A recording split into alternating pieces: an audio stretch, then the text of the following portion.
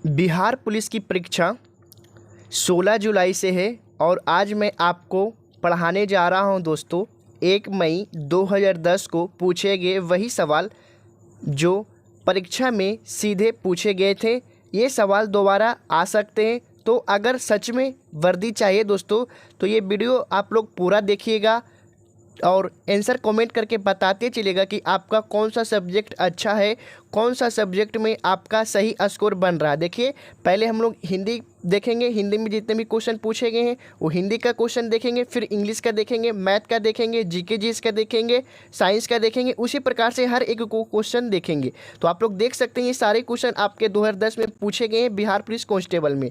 तो आप लोग वीडियो को लास्ट तक जरूर देखिएगा और आंसर को कॉमेंट करके बताते चलेगा। इससे आपका कॉन्फिडेंस बढ़ेगा, आप लोग एग्जाम में कन्फ्यूज नहीं हो पाइएगा और आपका इस बार बिहार पुलिस का सपना पूरा हो जाएगा। चलिए, तो 1 नंबर का सवाल हिंदी से पूछा है, इसका आंसर आप लोग जल्दी जल्दी कमेंट करके बताइए। एकदम ईमानदारी से आप लोग लास्ट में बताइएगा कि आपका 100 में से कितना आंसर सही गया है। ओके ना। आज हमारा सेट 2 है दोस्तों, हम लोगों ने सेट पहले 1 कंप्लीट कर चुके हैं। अगर वो वीडियो नहीं देखे तो हमारे प्लेलिस्ट में जाकर जरूर देखिएगा। ओके ना। चलिए, 1 नंबर का प्रश्न दिया है कि जातिवाचक संज्ञा से भाववाचक संज्ञा के निर्माण का सही उदाहरण क्या है। पूछा है कि जातिवाचक संज्ञा से भाववाचक संज्ञा के निर्माण का सही उदाहरण क्या है। तो सही उदाहरण क्या हो जाएगा दोस्तों? तो आपका 1 का सही आंसर क्या हो जाएगा? तो 1 का सही आंसर आपका हो जाएगा क्या? 3 हो जाएगा दोस्तों, लड़का और लड़कपन। देखिए, लड़का है जो कि जातिवाचक संज्ञा का है, जो कि लड़का पूरा जातिवाचक संज्ञा का हो जाएगा। और ये भाववाचक का होता है, किसी के अंदर भाव गुण होता है ना, लड़कपन। देखिए, लड़का में लड़कपन होता है, नटखट होता है, बदमाश होता है, वो लड़कपन हो गया। तो आपका हो गया जातिवाचक संज्ञा से भाववाचक संज्ञा के निर्माण का सही उदाहरण क्या हो गया?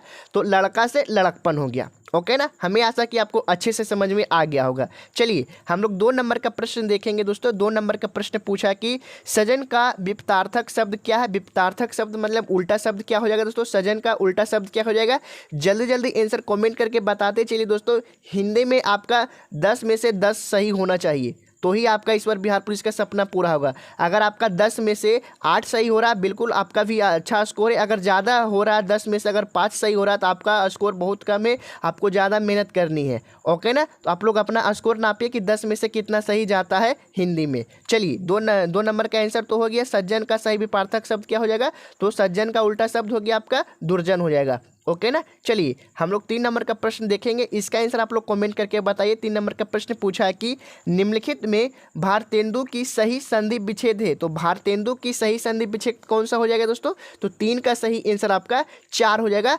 भारत प्लस इंदु हो जाएगा आपका भारतेंदु की सही संधि विच्छेद। ओके ना। चलिए, देखिए, आप लोग आंसर देख के नहीं बताइएगा, इसमें थोड़ा टिक लगा हुआ है, इसे पढ़ाई किया गया था इसलिए टिक लगाए गए थे।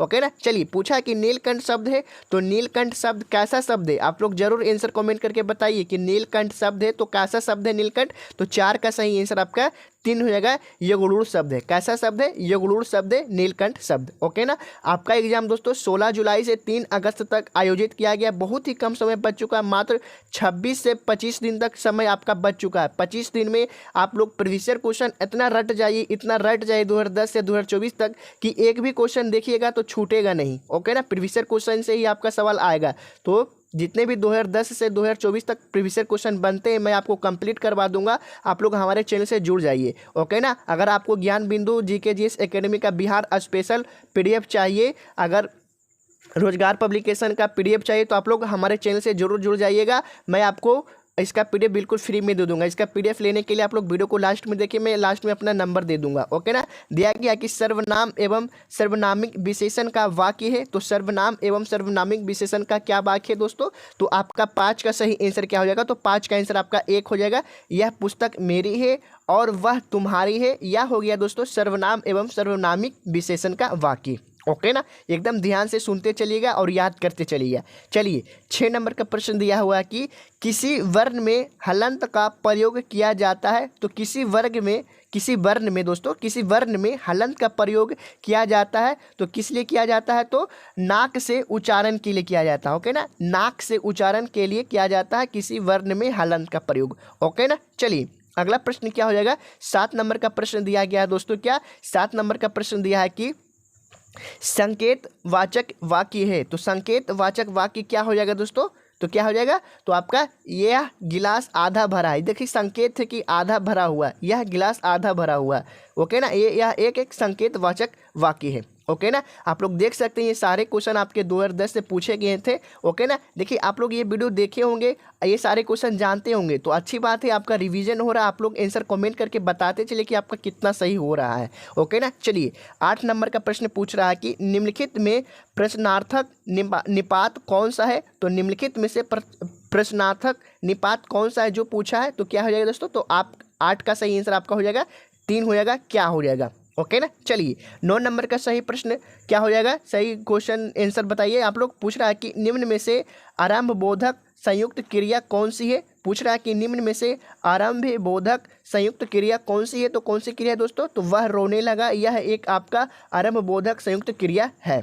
ओके ना, चलिए 10 नंबर का प्रश्न दिया है कि तुम्हारा विश्वास मैं नहीं करूंगा तो कौन करेगा। उपयुक्त वाक्य में सर्वनाम पदों की संख्या है। तो सर्वनाम पदों की कितनी संख्या है, तो आपकी सर्वनाम पदों की संख्या 3 हो जाएगा दोस्तों।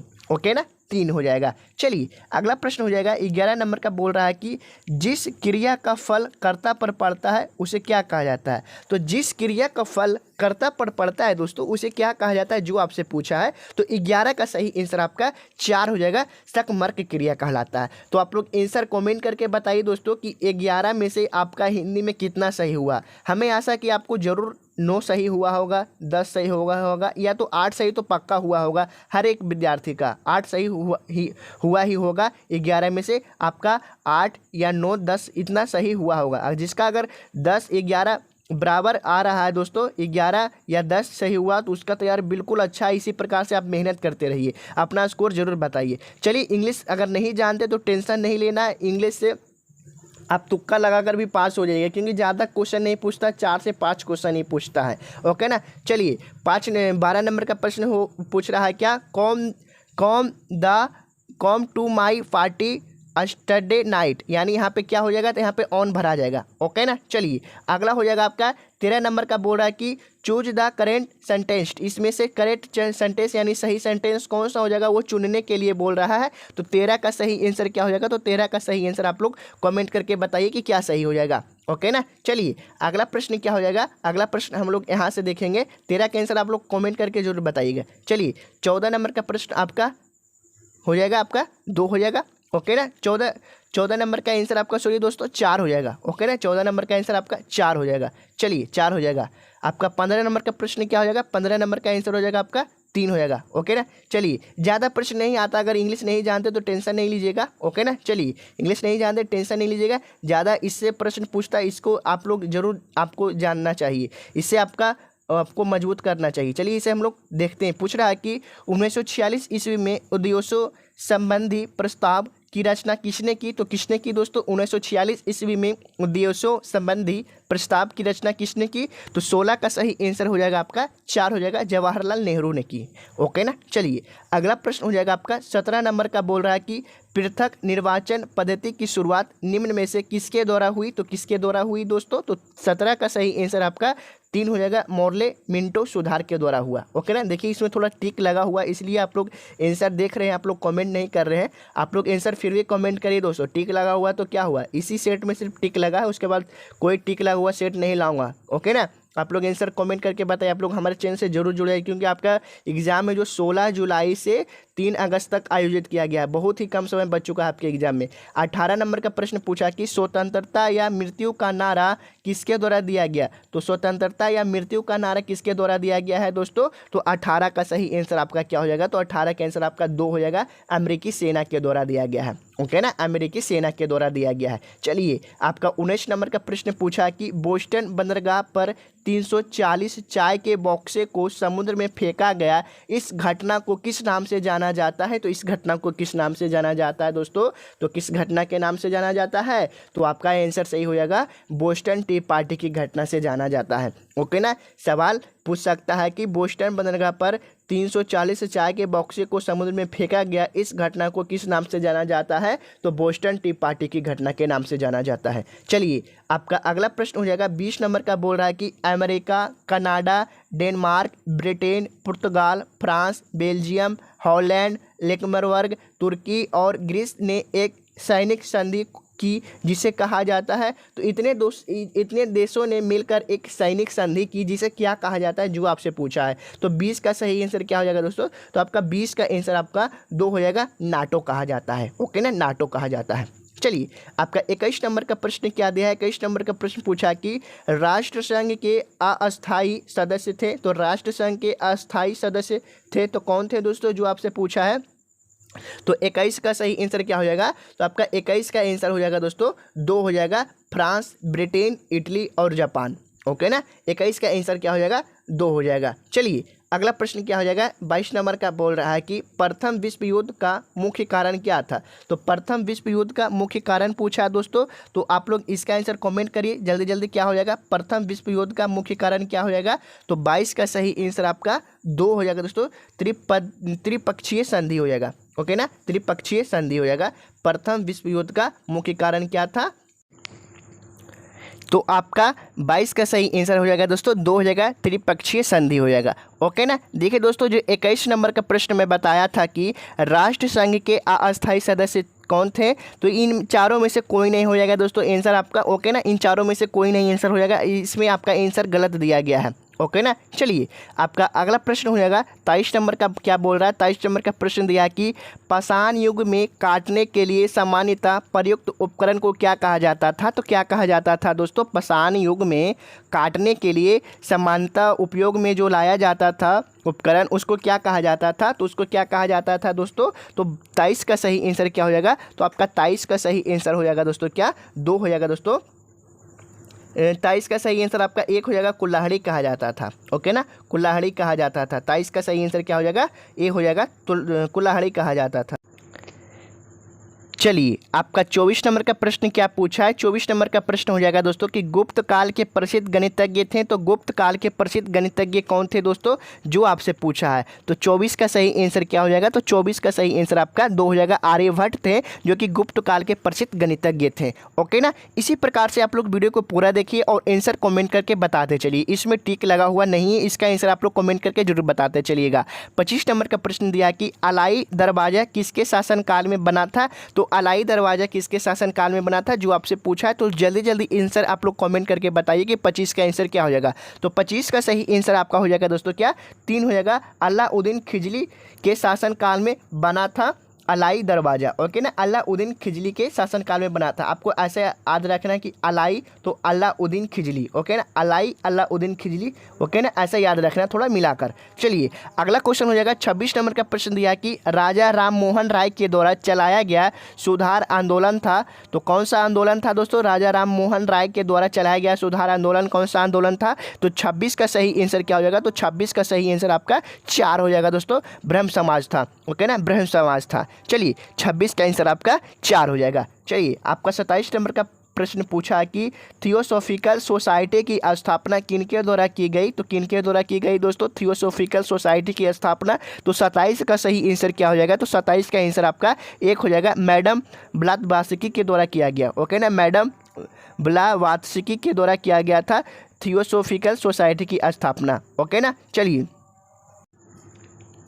चलिए, आपका अगला प्रश्न क्या हो जाएगा? तो अगला प्रश्न पूछ रहा है दोस्तों 28 नंबर का, क्या कि गदर पार्टी की स्थापना कहाँ हुई थी? तो गदर पार्टी की स्थापना कहाँ हुई थी दोस्तों? तो 28 का सही आंसर क्या हो जाएगा? तो 28 का सही आंसर आपका 3 हो जाएगा, कनाडा एवं यूएस में हुई थी गदर पार्टी की स्थापना। ओके ना, गदर पार्टी की स्थापना कहाँ हुई थी? तो कनाडा एवं यूएस में हुआ था, यूएसए में हुआ था गदर पार्टी की स्थापना। चलिए, अगला प्रश्न हम लोग देखेंगे दोस्तों। क्या अगला प्रश्न पूछा है 29 नंबर का कि महात्मा गांधी ने भारतवर्ष में पहला सत्याग्रह कहां आरंभ किया? तो कहां आरंभ किया दोस्तों? महात्मा गांधी ने भारतवर्ष में पहला सत्याग्रह कहां आरंभ किया गया? तो कहां आरंभ किया? तो 29 का सही आंसर क्या हो जाएगा? तो 29 का सही आंसर आपका 4 हो जाएगा दोस्तों, चंपारण में हुआ, जो कि आपका बिहार में पड़ता है। चलिए, आपका 30 नंबर का प्रश्न क्या बोल रहा है दोस्तों? 30 नंबर का प्रश्न बोल रहा है कि असहयोग आंदोलन कब शुरू हुआ था? आपका ऑप्शन दिया है 1918, 1919, 1920, 1921।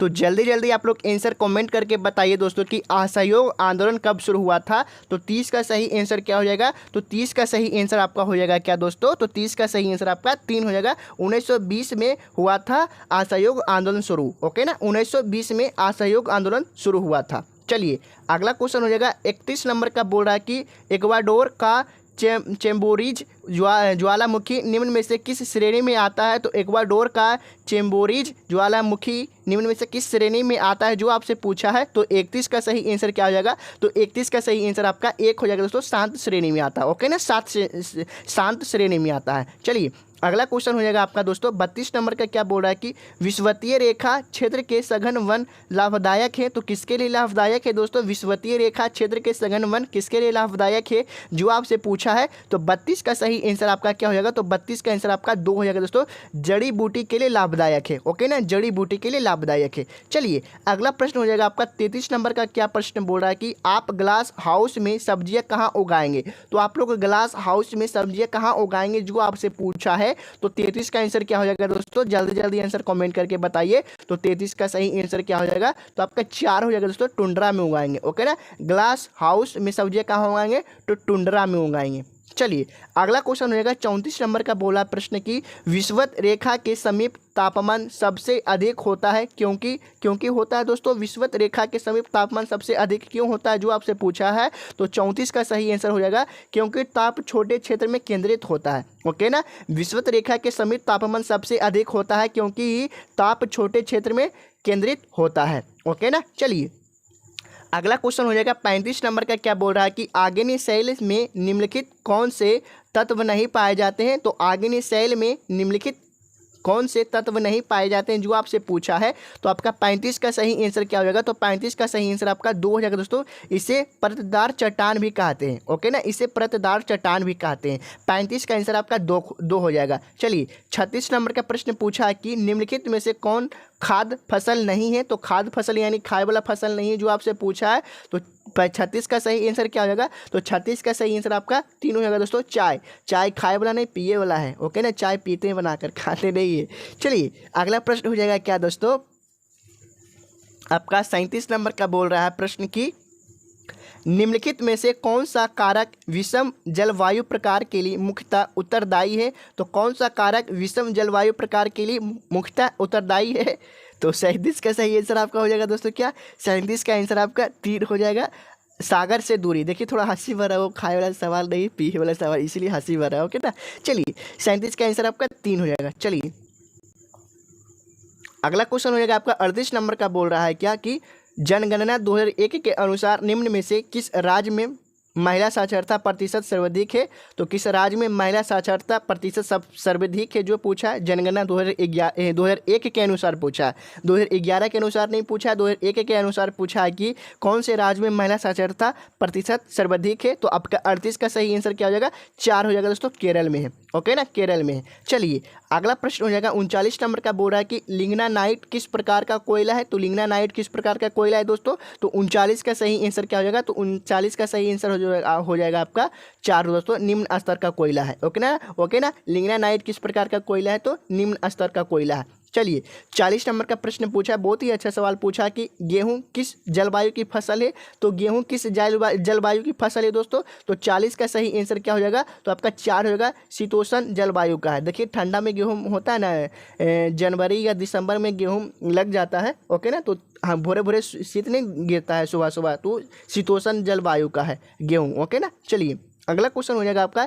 41 नंबर का, हो जाएगा क्या इंडियन कॉपर कॉर्पोरेशन कहाँ स्थित है। तो इंडियन कॉपर कॉर्पोरेशन कहाँ स्थित है जो आपसे पूछा है। तो 41 का सही आंसर क्या हो जाएगा। तो 41 का सही आंसर आपका 3 हो जाएगा दोस्तों, घाटशिला में स्थित है। ओके ना, घाटशिला में स्थित है। इंडियन कॉपर कॉर्पोरेशन कहाँ स्थित है। तो घाटशिला में स्थित है। ओके ना, चलिए अगला प्रश्न हो जाएगा 42 नंबर का, क्या बोल रहा है कि निम्नलिखित में से कौन सा राज्य गेहूँ के उत्पादन में प्रथम स्थान रखता है। तो कौन सा राज्य दोस्तों गेहूँ के उत्पादन में प्रथम स्थान रखता है जो आपसे पूछा है। ऑप्शन दिया है उत्तर प्रदेश, बिहार, हरियाणा, पश्चिम बंगाल। तो क्या हो जाएगा दोस्तों, जल्दी जल्दी आंसर आप लोग कमेंट करके बताइए। बहुत ही अच्छा सवाल है, ये सारे क्वेश्चन आपके बिहार पुलिस में पूछे गए हैं, आपके एग्जाम में भी पूछ सकते हैं। ओके ना, इसीलिए आप लोग आंसर कमेंट करके जरूर बताइए। गलत तो गलत, लेकिन गलत बताने से आपका आंसर तो पता चलेगा ना, उससे आपका कन्फ्यूजन तो दूर होगा ना। ऐसा ना आप लोग कन्फ्यूज में रहिए कि हरियाणा होगा और आंसर आपका ए निकल जाए। आप लोग कन्फ्यूज में रहिए कि ये होगा और आपका आंसर ये निकल जाएगा। इसलिए अपना कन्फ्यूजन दूर करिए, आप लोग आंसर कमेंट करके बताइए।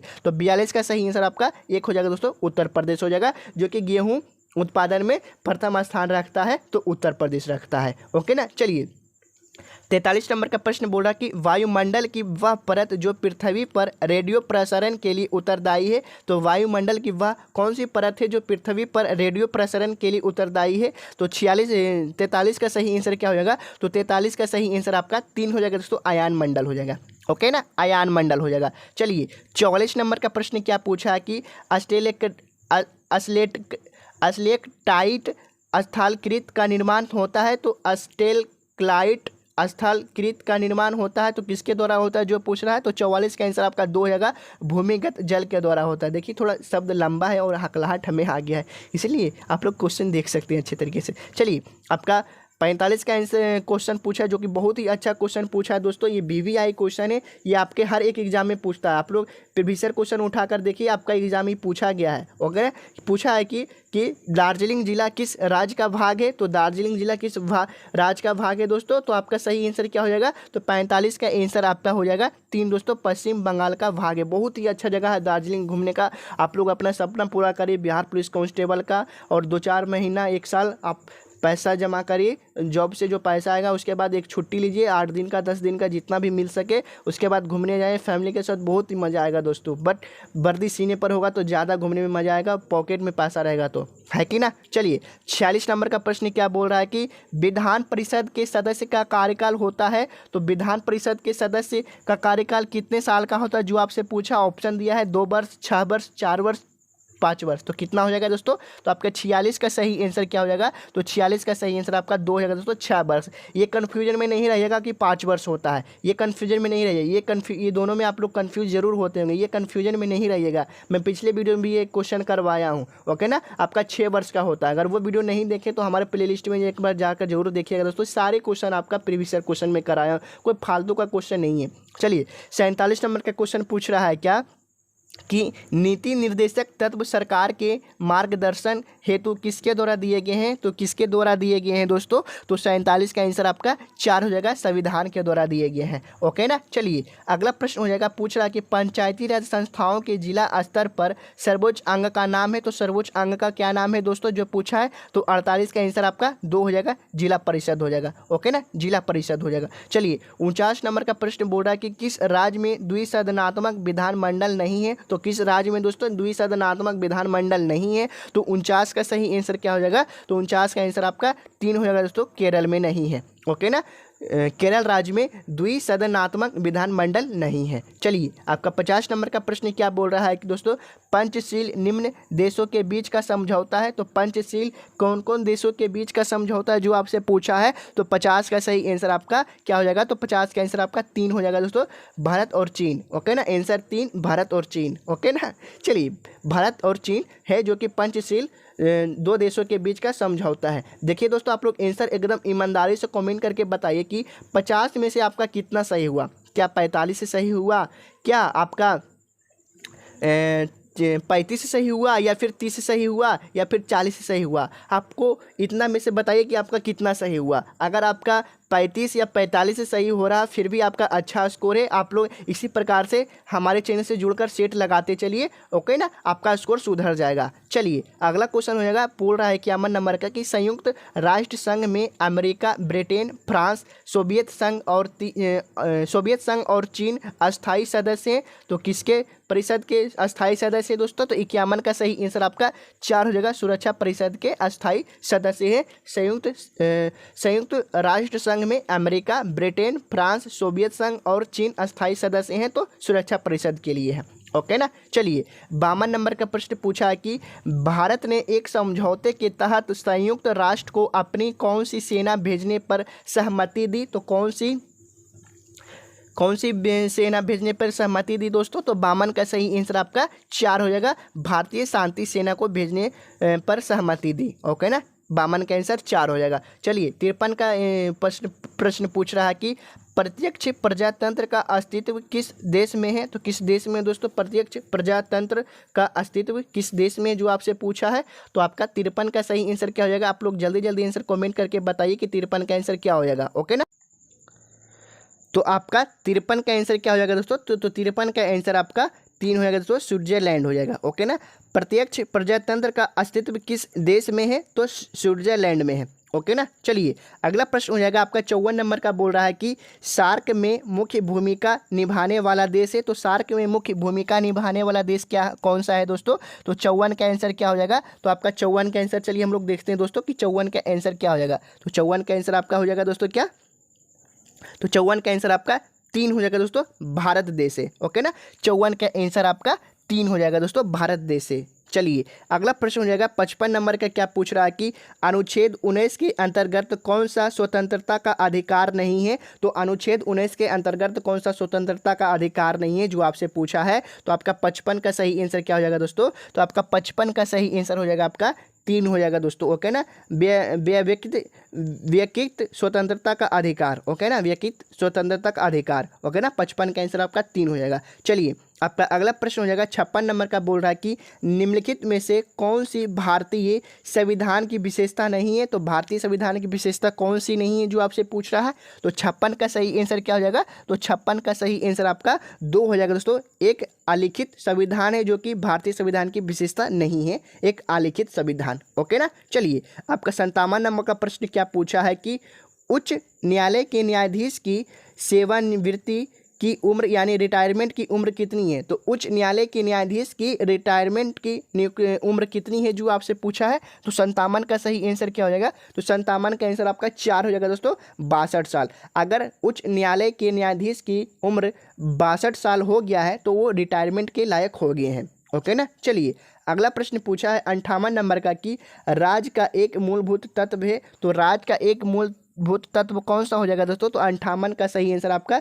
4 हो जाएगा दोस्तों, संप्रभुता हो जाएगा। ओके ना, संप्रभुता हो जाएगा। 58 का आंसर क्या हो जाएगा? तो 58 का आंसर आपका 4 हो जाएगा। चलिए 59 नंबर का प्रश्न क्या पूछा है? 59 नंबर का प्रश्न पूछा है कि संयुक्त राष्ट्र अंतर्राष्ट्रीय बाल आपातकाल फंड का लघु रूप है। तो लघु रूप कौन सा है? संयुक्त राष्ट्र अंतर्राष्ट्रीय बाल आपातकाल फंड का लघु रूप। तो 59 का सही आंसर क्या हो जाएगा? तो 59 का सही आंसर आपका 4 हो जाएगा दोस्तों, यूनिसेफ है। ओके ना, यूनिसेफ है। चलिए अगला प्रश्न हो जाएगा 60 नंबर का, क्या बोल रहा है? 60 नंबर का प्रश्न बोला है ना कि किसी राज्य के राज्यपाल के संबंध में कौन सा कथन गलत है? तो किसी राज्य के राज्यपाल के संबंध में कौन सा कथन गलत हो जाएगा दोस्तों? तो आपका 60 का सही आंसर क्या हो जाएगा? तो 60 का सही आंसर आपका दोस्तों क्या हो जाएगा? 2 हो जाएगा। ओके ना, राज्यपाल का चुनाव संसद करती है, ये है दोस्तों किसी राज्य के राज्यपाल के संबंध में गलत कथन है। ओके ना। चलिए अगला प्रश्न क्या हो जाएगा? हम लोग अगला प्रश्न इधर से देखेंगे।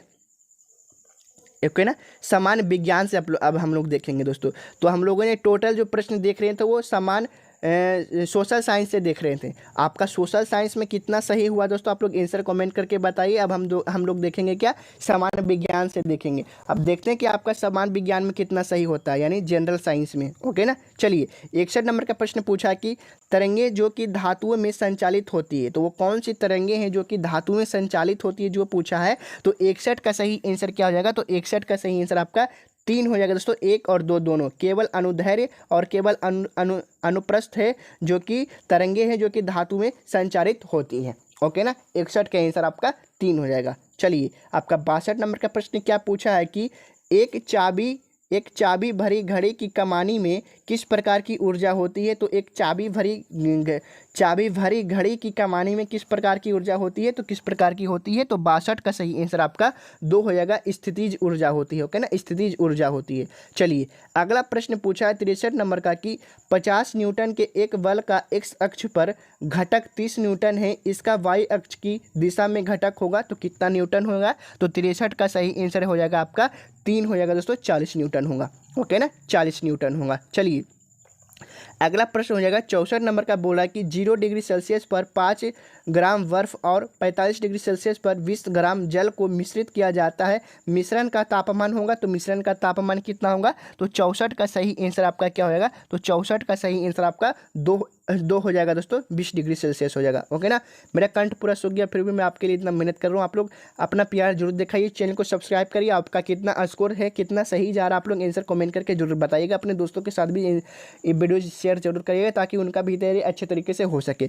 65 नंबर का प्रश्न दिया कि एक रॉकेट जिस सिद्धांत पर कार्य करता है वह कौन सा सिद्धांत है? पूछ रहा है कि रॉकेट किस सिद्धांत पर कार्य करता है। सिंपल सी सवाल ऐसे पूछ सकता है कि रॉकेट किस सिद्धांत पर कार्य करता है। तो 65 का सही आंसर क्या हो जाएगा? तो 65 का आपका सही आंसर आपका 3 हो जाएगा दोस्तों, गतिज का तृतीय नियम पर कार्य करता है रॉकेट का सिद्धांत। ओके ना, गति का तृतीय नियम पर कार्य करता है रॉकेट का सिद्धांत। ओके ना, चलिए 66 नंबर का प्रश्न पूछा है कि एक पत्थर एक भवन की छत से फोड़ने पर पृथ्वी की सतह तक गिरने में 4 सेकंड लेता है, तो भवन की ऊंचाई है। देखिए क्वेश्चन को समझिए, जो न्यूमेरिकल से पूछा, बहुत ही अच्छा सवाल पूछा है कि एक पत्थर एक भवन की छत से छोड़ने पर पृथ्वी की सतह तक गिरने में 4 सेकंड लेता है। यानी कोई भवन है, वहाँ से एक पत्थर छोड़ता है और पत्थर पृथ्वी की सतह पर यानी नीचे ज़मीन पर गिरने में 4 सेकंड लेता है, तो भवन की ऊंचाई कितनी जो पूछा है। तो 66 का सही आंसर क्या हो जाएगा, तो 66 का आपका सही आंसर हो जाएगा दोस्तों क्या, 4 हो जाएगा, 78.4 मीटर ऊँचा हो जाएगा भवन।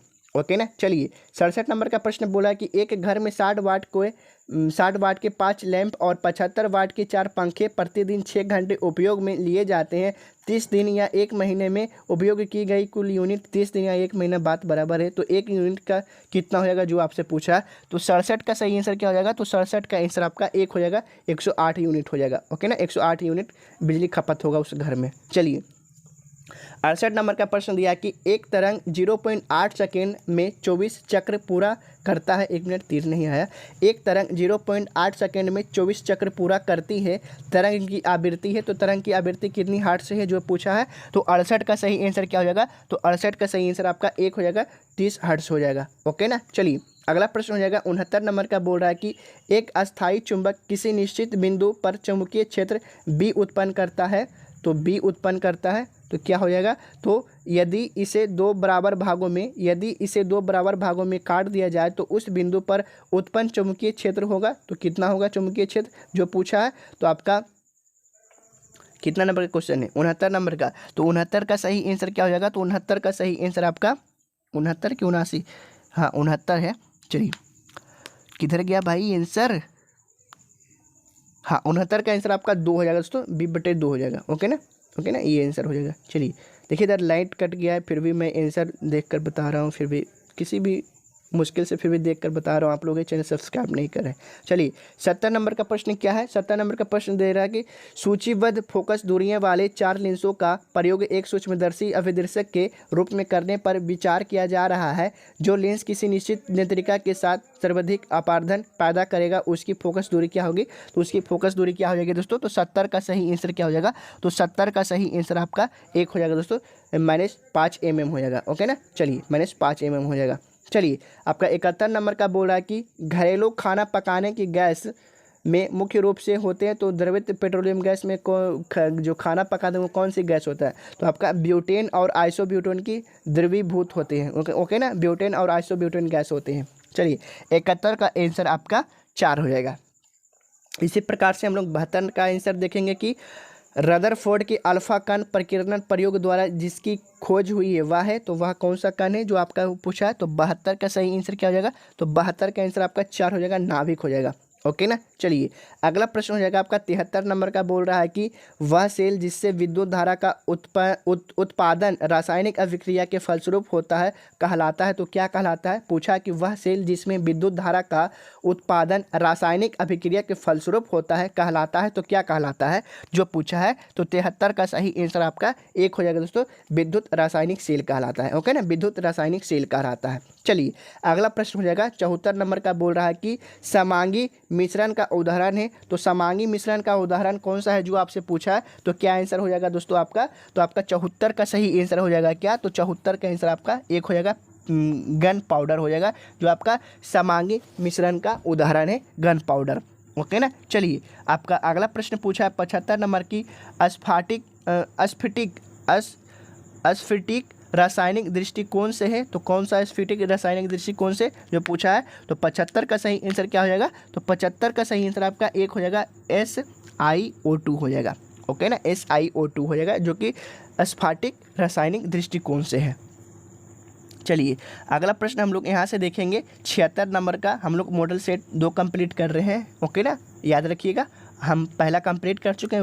वो वीडियो नहीं देखें तो हमारे प्लेलिस्ट में एक बार जरूर जाकर देखिएगा। चलिए 76 नंबर का प्रश्न दिया कि जब मैग्नीशियम और क्लोरीन के बीच अभिक्रिया होती है तब क्या होता है। तो जब मैग्नीशियम और क्लोरीन के बीच अभिक्रिया होती है दोस्तों, तो तब क्या होता है, तो तब होता है आपका क्या, प्रत्येक मैग्नीशियम परमाणु 2 इलेक्ट्रॉन ग्रहण करता है। ओके ना, तब होता है मैग्नीशियम परमाणु 2 इलेक्ट्रॉन ग्रहण कर लेता है। ओके ना, 76 का आंसर आपका 1 हो जाएगा। 76 का आंसर आपका, 76 का आंसर आपका क्या दोस्तों, 76 का आंसर आपका 4 हो जाएगा। ओके ना, सॉरी माफ़ी चाहता हूँ, 76 का आंसर आपका 4 हो जाएगा। प्रत्येक मैग्नीशियम परमाणु 2 इलेक्ट्रॉनों का त्याग करता है। ओके ना, त्याग करता है।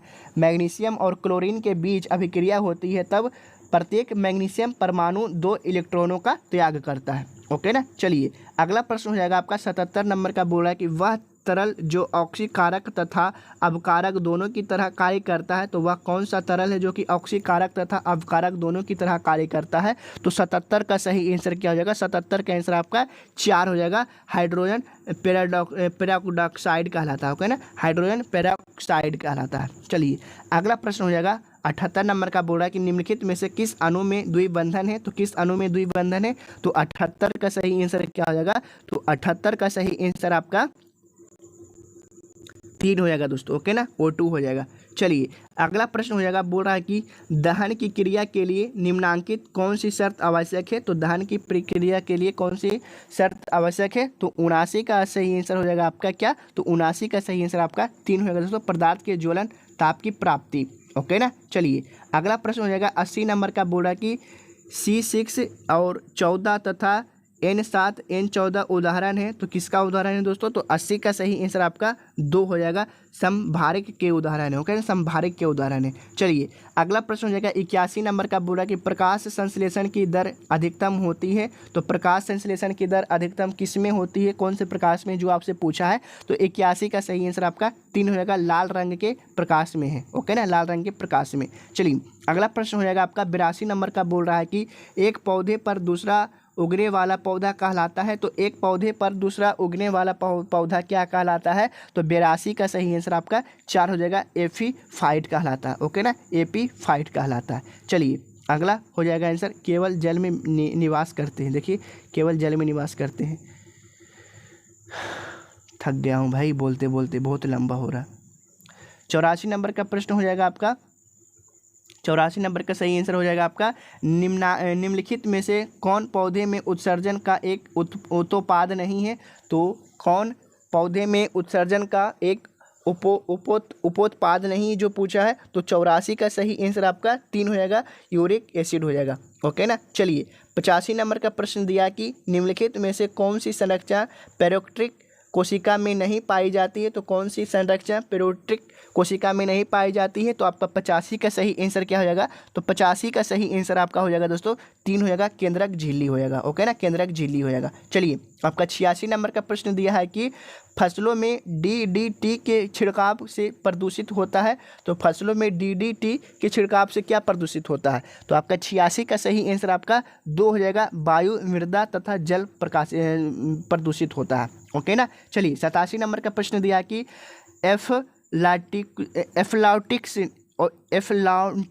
नामक विष उत्पन्न किया जाता है। तो किसके द्वारा किया जाता है। तो 87 का सही आंसर हो जाएगा आपका 3 हो जाएगा। फंगस द्वारा उत्पन्न किया जाता है दोस्तों एफ्लाटिक्स नामक विष। ओके ना, चलिए 88 नंबर का प्रश्न दिया कि मानव शरीर के किस अंग में रुधिर ऑक्सीजन युक्त होता है। तो मानव शरीर के अंग में किस अंग में रुधिर ऑक्सीजन युक्त होता है। तो आपका 88 का सही आंसर आपका क्या हो जाएगा, 2 हो जाएगा। फेफड़ा में होता है जो